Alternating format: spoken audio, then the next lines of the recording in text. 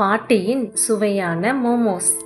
ஒரு அழகான சிறிய கிராமத்தில் ஒரு அன்பான பாட்டி வாழ்ந்து வந்தாள். அவள் கணவர் இறந்த பிறகும் கொஞ்சம் கஷ்டப்பட்டாலும் பாட்டி எப்போதும் சிரித்த முகத்துடன் இருப்பாள். பாட்டிக்கு ஒரு அற்புதமான திறமை இருந்தது. அவள் கையால் செய்யும் மோமோஸ் ரொம்ப ரொம்ப சுவையாக இருக்கும். மென்மையான மாவு, நல்ல காய்கறிகள், சுவையான மசாலா, ஒவ்வொரு மோமோஸிலும் அன்பு கலந்திருக்கும். ஒரு பழைய வண்டியில் 2 பெரிய ஸ்டீமர் பானைகளை வைத்து பாட்டி கிராம சந்தையில் மோமோஸ் விற்க ஆரம்பித்தாள். ஒவ்வொரு தட்டு மோமோஸும் வெறும் 10 ரூபாய் தான். என் கிராமத்து பிள்ளைகள் எல்லாம் என் பேரன் பேத்திகள் மாதிரி.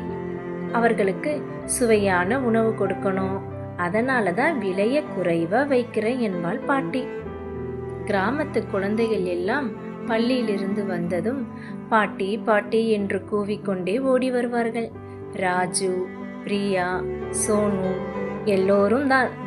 பாட்டி இன்னைக்கு மோமோஸ் எப்படி இருக்கு என்று கேட்டு சூடாக சாப்பிடுவார்கள். பாட்டி அவர்களுக்கு எப்போதும் ஒரு மோமோஸ் கூடுதலாக இலவசமாக கொடுப்பாள்.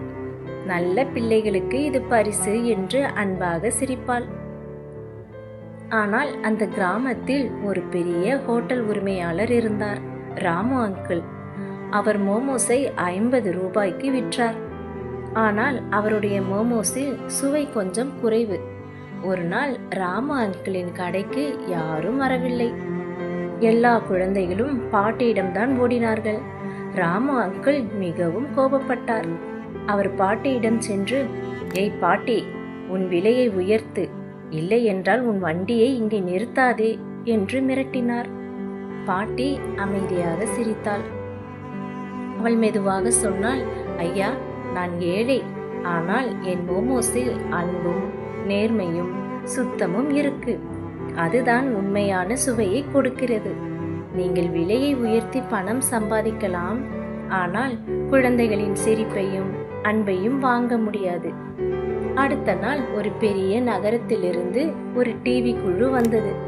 அவர்கள் பாட்டியின் கதையை கேள்விப்பட்டு படம் எடுக்க வந்தார்கள். பாட்டியின் நேர்மையும் அன்பும் குறைந்த விலையிலும் தரமான உணவும் எல்லோரையும் கவர்ந்தது. ராமு அங்கிள் கூட வெட்கப்பட்டார். அவர் பாட்டியிடம் மன்னிப்பும் கேட்டார். பிறகு அவரும் விலையை கொஞ்சம் குறைத்து தரத்தை அதிகரித்தார். அதன் பிறகு பாட்டியின் மோமோஸ் கடை எப்போதும் நிறைய குழந்தைகளால் நிரம்பி வழிந்தது. பாட்டி பணம் சம்பாதித்தாள், ஆனால் அதைவிட முக்கியமாக குழந்தைகளின் அன்பையும் மரியாதையும் பெற்றாள். கதையின் நீதி: பணத்தை விட நேர்மையும் அன்பும் தான் உண்மையான வெற்றியை தரும். எப்போதும் நல்லது செய்தால் நல்லது நம்மை தேடி வரும். குழந்தைகளே, நீங்களும் எப்போதும் நேர்மையாகவும் அன்பாகவும் இருங்கள்.